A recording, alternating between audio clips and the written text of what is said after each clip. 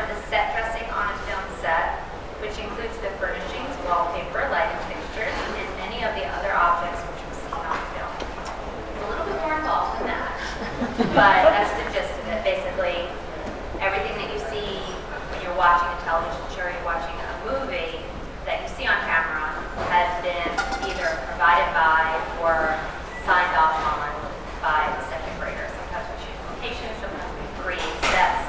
So every little piece of everything that's there has been purchased by myself on costume or my group. With regard to the art, something I feel really passionately about. I'm really lucky that I do what I do because I get to be a teacher who graces us with his amazing genius on our sets.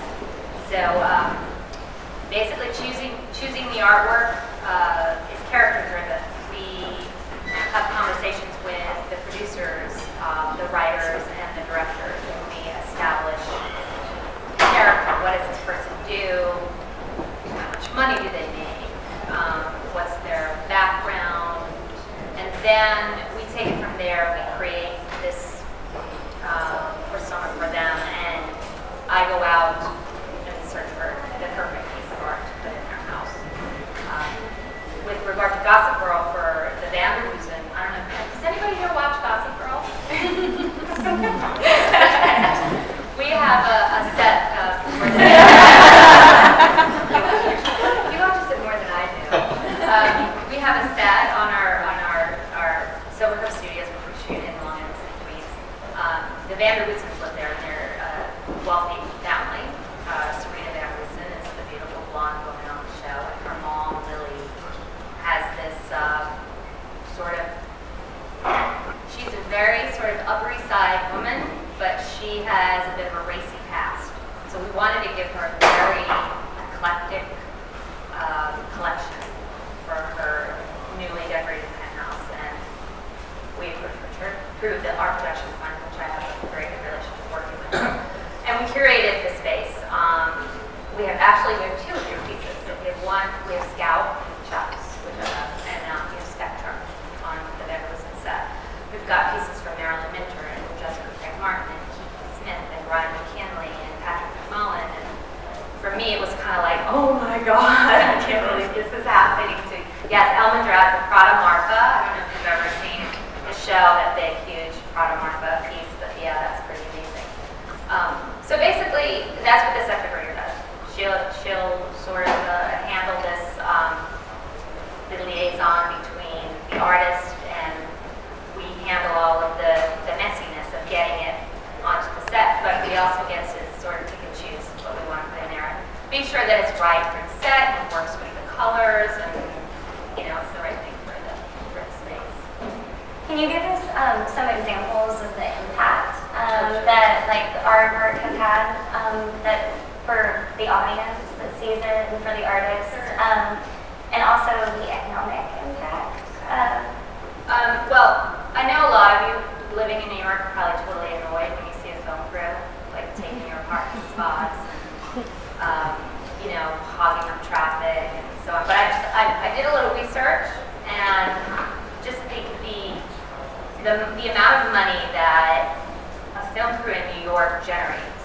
So just for example, in New York, there are 90,000 jobs that are created by the film industry in New York alone.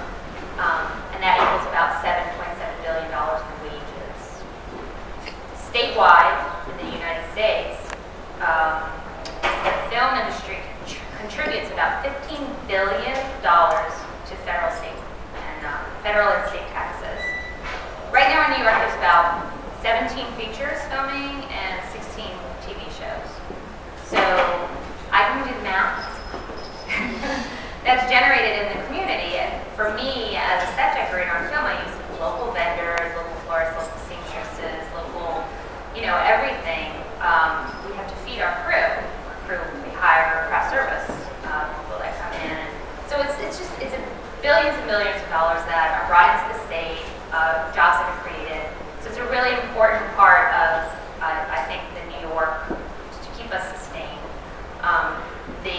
state right now is giving us a tax credit. So basically, any studio that wants to come and film in New York, they get a 30% tax credit. Some people call it, what is it called? The word, corporate welfare. It's actually not. It's actually not corporate welfare because it's generating more money than you would think. So just wanted to put that out there. With regard to the impact that it has on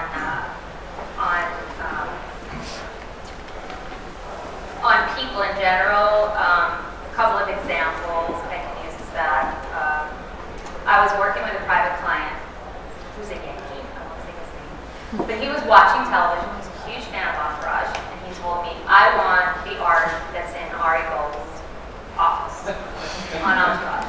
I want that for my house. I said, okay, fine, I'll look into it. I happen to have a friend who worked at HBO. She called the production designer at Entourage. Where's this art from? Where's the artist? And those kind of things happen all the time. And needless to say, it was a scenic artist who worked on the show, created the artwork. So there was no specific artist who they purchased the artwork from. It was a scenic artist. So I had the art copied because there was no copyright. I would never do that with any of Richard's.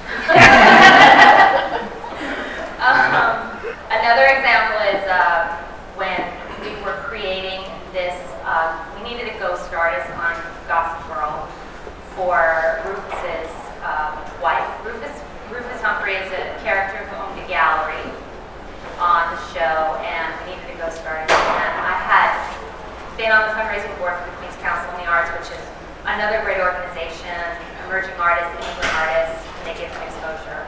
I was sent a huge bunch of portfolios. We chose this one woman, Rita Wilmers, who's a 65-year-old crazy lunatic woman in Queens, who made these really beautiful, sort of mythical, colorful watercolors. And we chose her work to use on the show as our ghost artist.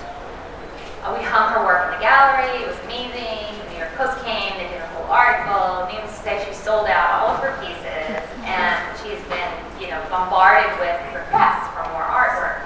So the exposure of being on the show created this amazing career for this woman. Another example is, let me know. Okay. When I was working on Sex and the City, I got to meet Stephen Hannock. I don't know if any of you are familiar with Stephen Hannock. Stephen Hannock is an incredible artist. He worked on a movie called What Dreams May Come with Robin Williams, where Robin Williams' wife kills herself, and he steps into her painting. He won an Oscar, Stephen Hannock, for his visual effects on the show. I got to meet him when he was making the film because Charlotte was working in a gallery before she got married twice. And we wanted these beautiful, huge landscapes. The specific request from the executive producers was that they wanted these pieces to be carried in and out behind her. They wanted it to feel as if this was a departure from her. She was giving up this gallery that she loved so much because she wanted to be married and wanted to have kids and so on and so forth. So they wanted these to have a real presence. So I had read about Stephen Hannock. I got to meet him. I went to his gallery while he was painting the pieces that they were using on the film. And it was an amazing experience for me. And Stephen went on to make this, create this amazing film and win this Oscar. And then finally, the fourth example for me is working with Richard.